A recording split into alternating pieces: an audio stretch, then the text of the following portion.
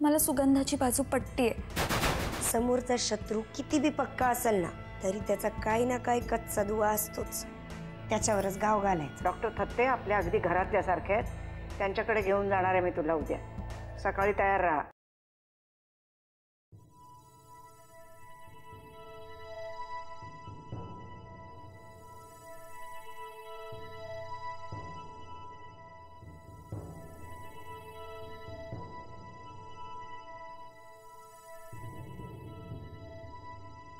नमस्कार डॉक्टर थत्ते, मी वामन किल्लेदार बोलतोय। Sorry doctor, तुम्हाला त्रास दिला, पण सुगंधा नावाची एक पेशंट तुमच्याकडे येणार होती, तपासलं का तुम्ही तिला? सुगंधा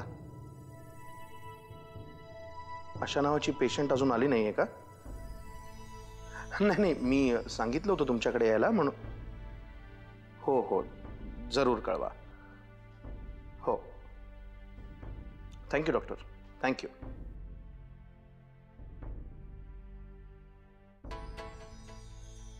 हा परशु तिला घेऊन अजून डॉक्टरांकडे गेलाच नाही की काय? काय रे, काय झालं? असं कसं झालं रे वामन्या, असं कसं झालं? रडू नकोस परशु, काय झालंय? सुगंधा कुठे आहे? माझी सुगंधा गेली। काय? डॉक्टरांकडे जात असताना आम्हाला दोघांना ऍक्सिडेंट झाला आणि हॉस्पिटल मध्येच गेली। तू काय बोलतोयस, तुला कळतंय ना? अरे बाबा, हॉस्पिटल मध्ये गेली म्हणजे ऍडमिट व्हायला गेली। आता कसं होणार माझ्या सुगंधाचं, कसं होणार माझ्या सुगंधाचं, कसं होणार? कसा काय झाला ऍक्सिडेंट? काय नाही रे बाबा, रस्त्यामधनं मी चाललो होतो, माग माग माग माग सुगंधा येत होती आणि मी तिला म्हणलं, हे बा आता इथं जायचं आपल्याला। मग रस्ता क्रॉस करायला निघत ही आपली पुढे धावली एकदम। तेवढ्यात तिकडनं 160 वेगानं गाडी आली, तिला वाचवायला गेला, दोघं मी धबागण पडलो, दोघांना बी लागलं। अच्छा, पुढे काय झालं? तिला हॉस्पिटलमध्ये नेलंस?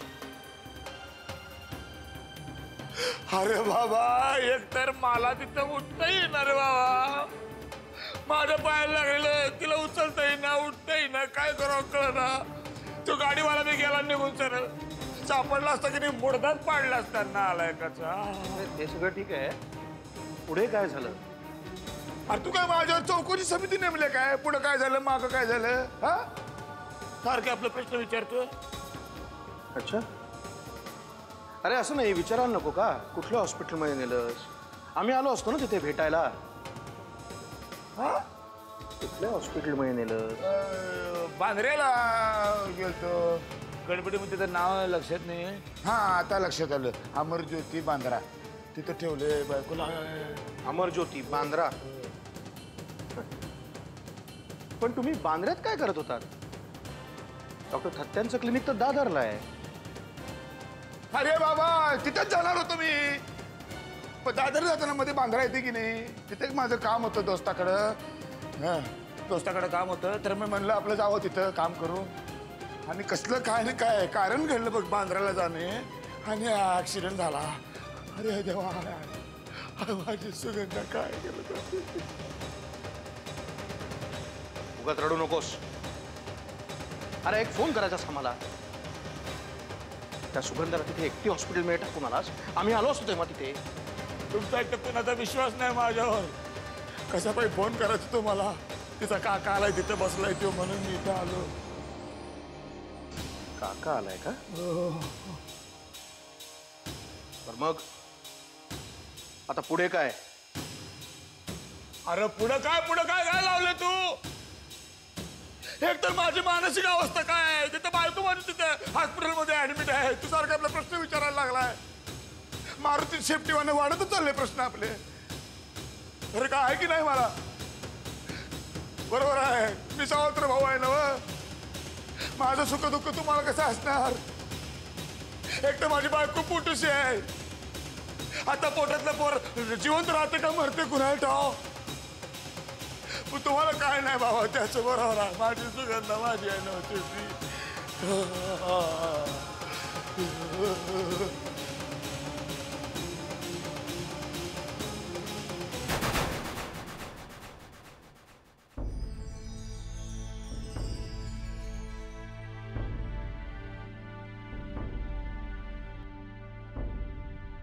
अरे कसला विचार करतोय स्वामन तू? माझी तर विचारशक्तीच संपली. कशा कशाचा म्हणून विचार करायचा रे? आत्याबाई, यांना पाहिलत का तुम्ही? एकटेच दिसतायत आणि मलमपट्टी केलेली होती त्यांना. काय झालंय? आणि सुगंधा कुठे आहे? हॉस्पिटलमध्ये. हॉस्पिटलमध्ये? का? काय झालंय? आता काय सांगायचं बाई, ऍक्सिडेंट झालाय. दोघं जात होते रस्त्याने, तेव्हा गाडीने उडवलं म्हणे. कशी आहे मती आता? खूप लागलंय का तिला? काय माहिती, कोणी जाऊन पाहिलंय का? हे काही बोलले नाहीत का? आणि हे तिला एकटीला सोडून घरी कसे आले? तिचा काका बसलाय तिच्याजवळ आणि काळजी करण्यासारखं नसावं फारसं बहुधा. आता बोलला असता ना तसं परशू. त्या मला तर ना शंकाच येते त्या सगळ्याची. जे काही घडतंय ना हे सगळं खोटं वाटतं आता मला. खोटं वाटतंय का? बघ ना, या सुगंधाच्या बाबतीत प्रत्येक गोष्ट इतकी कशी ग नाट्यमय, अगदी खोटी वाटावी इतपत. पहिल्यांदा काय तर ही प्रेग्नंट आहे, त्यानंतर काय तर आपण बाळाचा विषय काढला, ॲबॉर्शनचा विषय काढला, तर ही गावाला निघून गेली, गायब. मग तिकडच्या कुठल्या तरी डॉक्टरची चिठ्ठी आणून दाखवली आपल्याला. मग अचानक तिचा काका काय येतो, या दोघांचं लग्नच काय लावून देतो, आणि पुन्हा बाळाचा विषय काढला तेव्हा आताचा हा ऍक्सिडेंट. आत्या, त्या बाळाच्या बाबतीत जे काही घडलंय ना ते सगळं आपल्या अपरोक्षच घडलंय. मला तर सगळं खोटच वाटतंय. म्हणजे हे सगळं मुद्दाम करतायत असं वाटतंय का तुम्हाला? असं वाटायला भाग पडतंय सगळंच प्रकरण. आता आत्या तू मला सांग, हा परशू तिच्याबरोबर हॉस्पिटलमध्ये गेला होता? काय ग परशू असा वाटतो तुला? प्रेग्नंट बायकोची काळजी घेणारा आहे परशू असा? मला पटतच नाही हे सगळं. नाही मामांना तर माझा नाही विश्वास बसत आहे या सगळ्यावर. एखादी मुलगी प्रेग्नंट असल्याचं खोटं नाटक कशासाठी करेल? मामंदादा, पण यांनी जर तिच्यावर बळजबरी केली असेल तर मात्र हे असं काहीतरी घडू शकतं. यांच्या दबावाखाली येऊन ती हे असं काहीतरी बडबडत असेल. एक्झॅक्टली मला हेच म्हणायचं आहे. आत्या, मी जे म्हणतो ना हे सगळं खोटं वाटतंय ते ह्याच्याचमुळे. त्याला आधीपासूनच त्या सुगंधाशी लग्न करायचं होतं, म्हणून हे सगळं त्या सुगंधाबरोबर केलेलं नाटक असलं पाहिजे असं वाटतं मला. आत्या, त्या जे काही खरं आहे खोटं आहे ना त्या सगळ्याचा सोक्षमोक्ष लावायलाच हवा.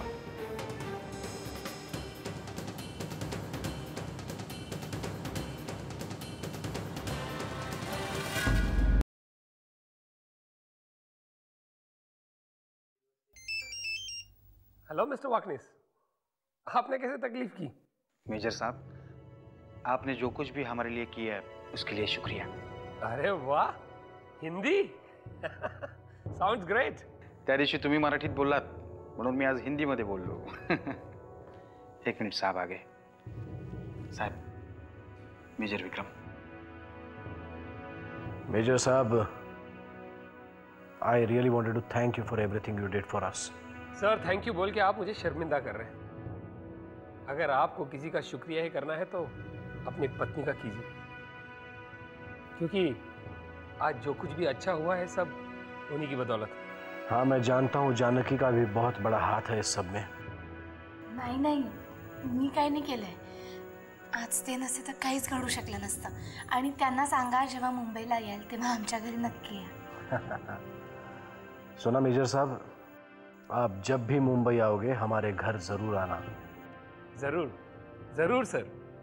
Take care and have a great life ahead. Wish you the same major साहब.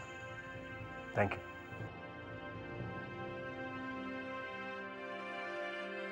चला साहब.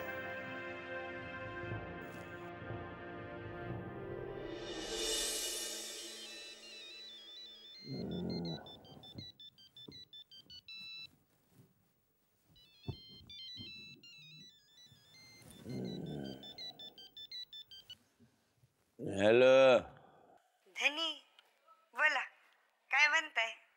कसं काय चाललंय? काय चाललंय? काय चालणार आता? बायको तिकडे हॉस्पिटलमध्ये, मी इकडे. काय होणार माझे दुसरं? का काय गडबड झाली का? गडबड कसली आले? सारखं संशय घेतोय माझ्यावर. मी इथं परशुराम किल्लेदार असताना गडबड कशी होणार? म्हणजे आपली थप्पचली का? अगं बाई येडी का खोळी तू. असं नसते. म्हणजे आता कुठे मी ही बातमी त्यांच्या पोटात ढकलली. आता किल्लेदार आहे ते, त्याच्यावर निवांत रवंत करत बसणार. 100 प्रश्न विचारणार मला, भांडवून सोडणार.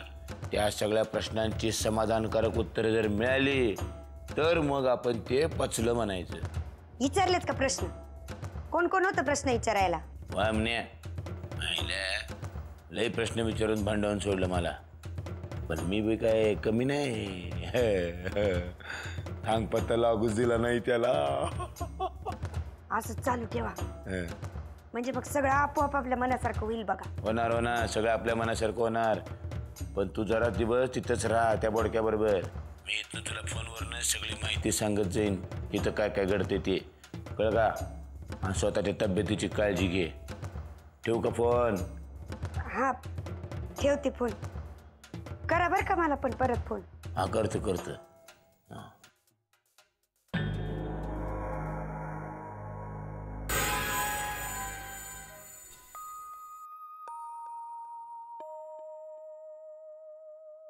कण्या, हे फक्त वेलकम बॅक दादा असं लिहिलंय रे. म्हणजे फक्त मीच त्याचं स्वागत करतो असं होईल, तुझ्याकडनं नको का? इथे लिही ना असं, अँड भाऊजी. नाही लिहायला काही नाही, ते सगळं मोठं होईल आणि मग ते एवढंसं छोटं भाऊजी. अच्छा असं म्हणतो. हा काय पसारा मांडलाय?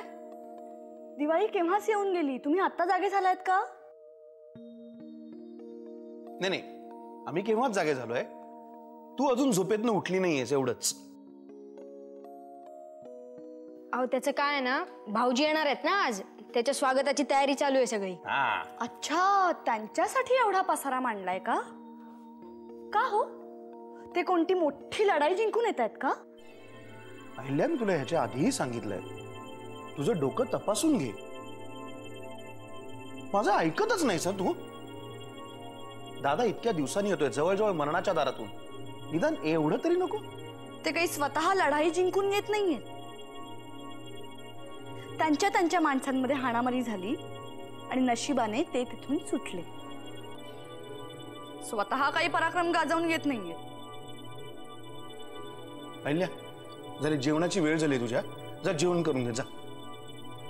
तुम्ही जे काही बोलताय ना ते मला चांगलंच कळतंय. हुशारच आहेस तू, कळतच तुला. कळतंय ना, मग जा ना प्लीज. चिडली आपल्यावर पण गेली. हे चल चल चल, मी करू का? नको. अरे मला अप्रतिम करता येतं. तुम्ही काहीही करू नका.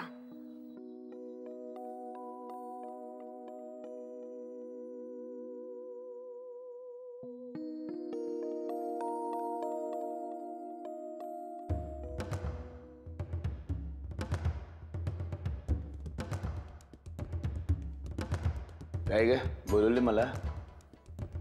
कुठे बाहेर निघालायस का? होय, हॉस्पिटलमध्ये चालले. बायको तिथं. डॉक्टरांचा फोन आलता, महत्वाचं कामावर बोलायचं म्हणले. म्हणलं अरे बघ, मी येते ना तुझ्या बरोबर. आता तू आणि कशाला? 3ऱ्या मजल्यावर आहे तिला ठेवलेलं. आणि लिफ्ट कायम बंद असते त्या हॉस्पिटलची. तू 3 मजले चढत गेली तर बाजूच्या कॉटवर तुला ऍडमिट करावं लागेल. हो का? मग वामनला घेऊन जा. तो आणि कशाला? हल्ली त्याला करमचंद जासूस चावलंय. प्रत्येक माणसाकडे संशयानं बघत असतो. आजकाल संशय घ्यावा अशीच माणसं वागायला लागली आहेत घरात. सांगतेस काय? मला सांग त्यांची नावं. असा सरळ करतो बघ. बामण्या काय करणार आहे? वरण भात खाणारा माणूस. माझ्यासारखा माणूस पाहिजे, हाडकं तोडणारा. तुझ्याशी बोलायचं होतं जरा. बोला. हे बघ, नरसिंहा आता घरी येतोय. काय सांगते काय? मग माझ्या बायकोला बघून त्याला लय आनंद होईल. तेच सांगायचंय मला तुला. त्याच्यासमोर कुठलाही आचरटपणा करू नकोस. ह्याच्यात काय ना आचरटपणा? मग त्यानं सुनमुख बघायला नको? परशू, घाई नकोय. मला विचारल्याशिवाय काहीही करायचं नाही या घरात. ठीक आहे बाई, नंतर विषयावर बोलू आपण. आता जाऊन येतो हॉस्पिटलमध्ये. हा, काय निरोप असेल तर सांग. जा ना बाबा, जा तू.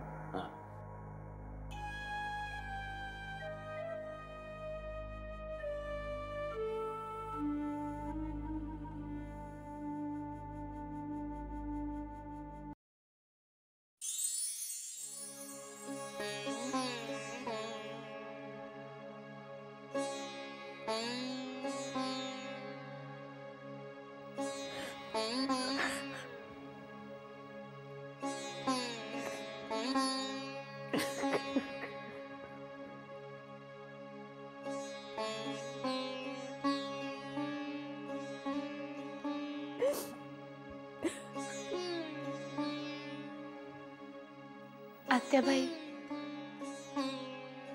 डोळे पुसा. आजच्या दिवशी नाही कोणी रडायचं. काय आनंदाश्रू अचानक थांबवायचे म्हटले तरी नाही थांबवता येणार आता. दादा, वेलकम बॅक.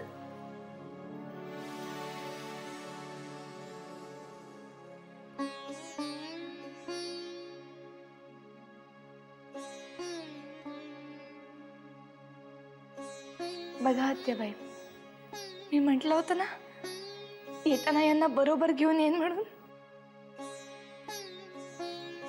घेऊन आले.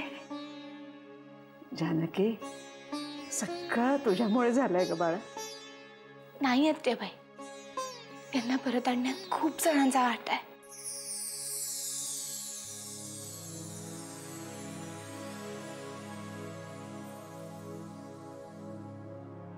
बाबा,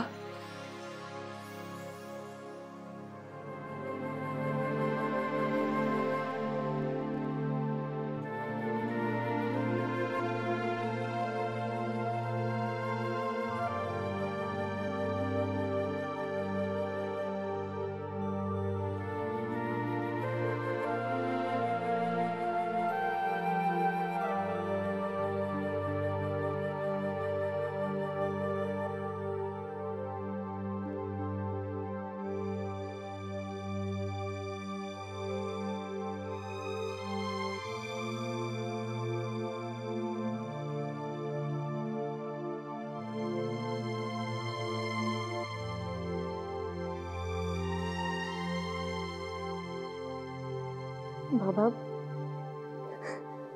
या घराला, घरातल्या माणसांना तुमची खूप गरज आहे बाबा.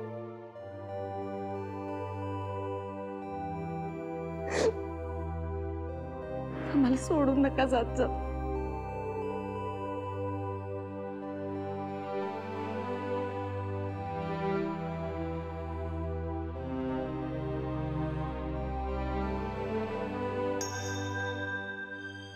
वेलकम बॅक भाऊजी.